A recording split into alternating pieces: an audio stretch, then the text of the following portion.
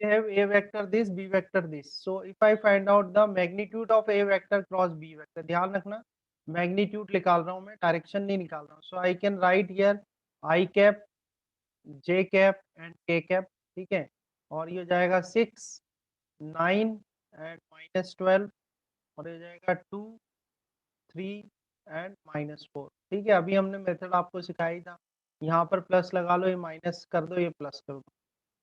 ठीक है, मैग्नीट्यूड ऐसा करते पहले तो वेक्टर ही फाइंड आउट कर लेते हैं हम. ठीक है, सबसे पहले हाँ ए क्रॉस बी पता करते हैं, ए क्रॉस बी कितना आएगा. तो ये आई कैप आ गया आपका. ठीक है, तो 9 × 4 -36 आएगा. 9 × 4 क्या आएगा, -36 आएगा. ठीक है, देन 12 × 3. अब यहाँ माइनस तो है ही, और ये माइनस का 36 और आ जाएगा. एक स्टेप तो ये आ जाएगी. अब जे के ऊपर माइनस है तो यह माइनस जे के आ जाएगा. ठीक है बेटा, तो अब जे के लिए देखो 6 × 4 -24 आ जाएगा, एंड माइनस ब्रैकेट 12 × 4, ये भी -24 आ जाएगा. देन प्लस के कैप, ये आ गया आपका प्लस के कैप.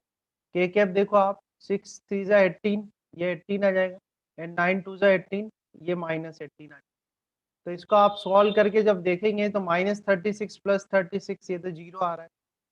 ठीक है, -24 + 30 ये आ जाएगा, ये भी आपका -0 जे के आ जाएगा. देन प्लस 18 -18, ये 0 के आ जाएगा. यानी कि ये पूरा क्या आ रहा है, 0 आ रहा है. मतलब A vector cross B vector आपका क्या आ गया, 0 आ गया.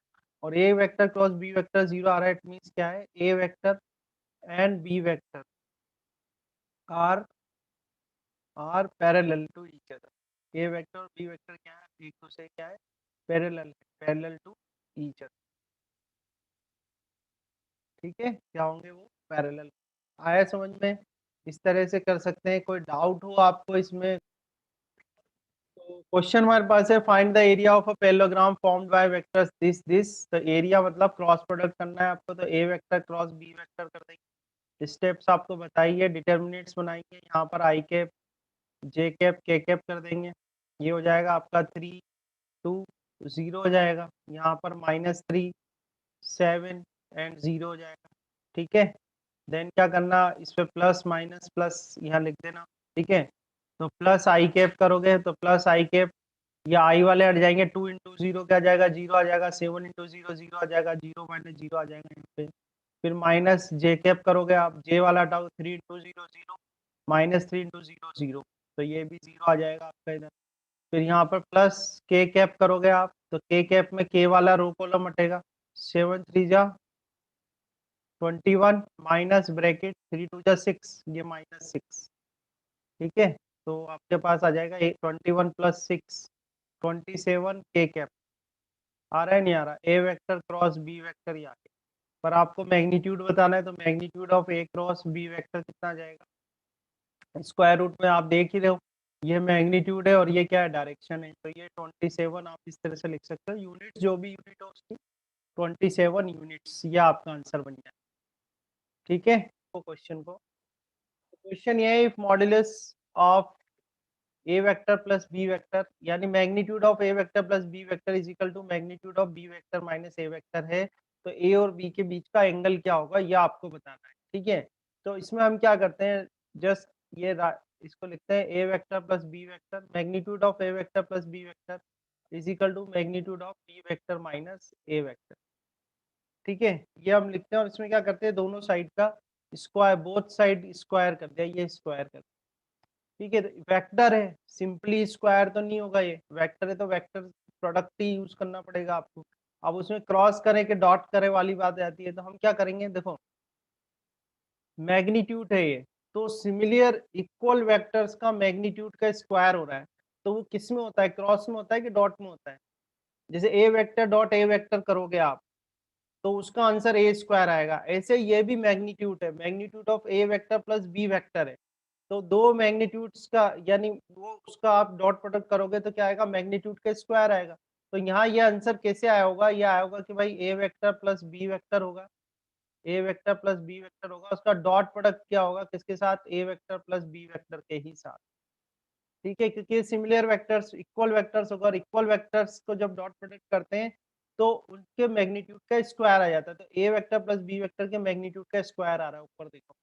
ऐसे ये है B vector minus A vector, ठीक है। तो इसका भी डॉट प्रोडक्ट क्या होगा, तो B vector minus A vector के साथ ही, तो ये दोनों भी इक्वल वेक्टर्स हैं और इनका जब डॉट प्रोडक्ट करेंगे तो इनके मैग्नीट्यूड का क्या आ जाएगा, स्क्वायर आ जाएगा, ठीक है। अब इसको आपको सॉल्व करना तो आता ही है, इसको अगर हम आगे सॉल्व करें तो ए वेक्टर, अब मैं थोड़ा सा शॉर्ट कर रहा हूँ, ध्यान से देखना, सारी स्टेप्स नहीं लिख रहा हूँ।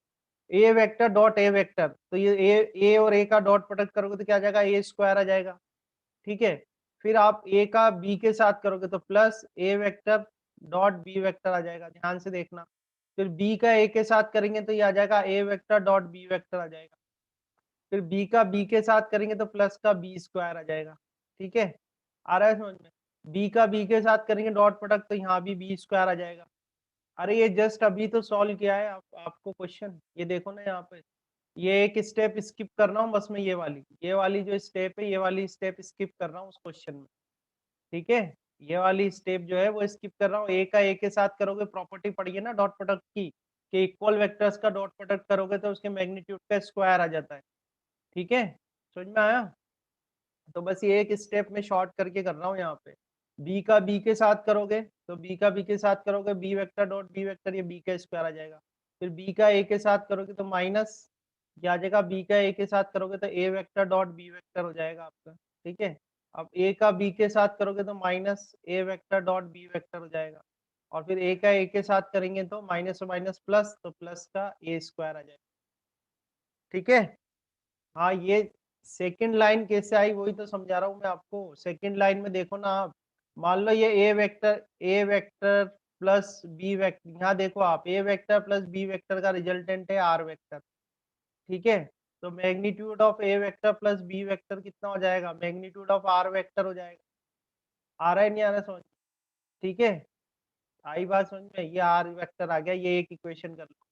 अब ये जो आर वेक्टर है, इस आर वेक्टर, इसका इसका अगर मैं इस आर मैग्नीट्यूड में, क्या है, मैग्नीट्यूड ऑफ आर वेक्टर है, मैग्नीट्यूड और इसका मैग्नीट्यूड ऑफ आर वेक्टर का स्क्वायर कैसे आया होगा, जब आपने इसको डॉट प्रोडक्ट करा, जब भी तो आया ना, R vector dot R vector. और आर वेक्टर क्या है आपका, A vector plus B vector, ठीक है। और डॉट करोगे A vector plus B vector, यानी दो सिमिलर, दो इक्वल वेक्टर्स का अगर डॉट प्रोडक्ट करोगे तो उसके मैग्नीट्यूड का स्क्वायर आ जाता है, ठीक है। तो ये भी तो ए प्लस बी का, समझ में आई बात।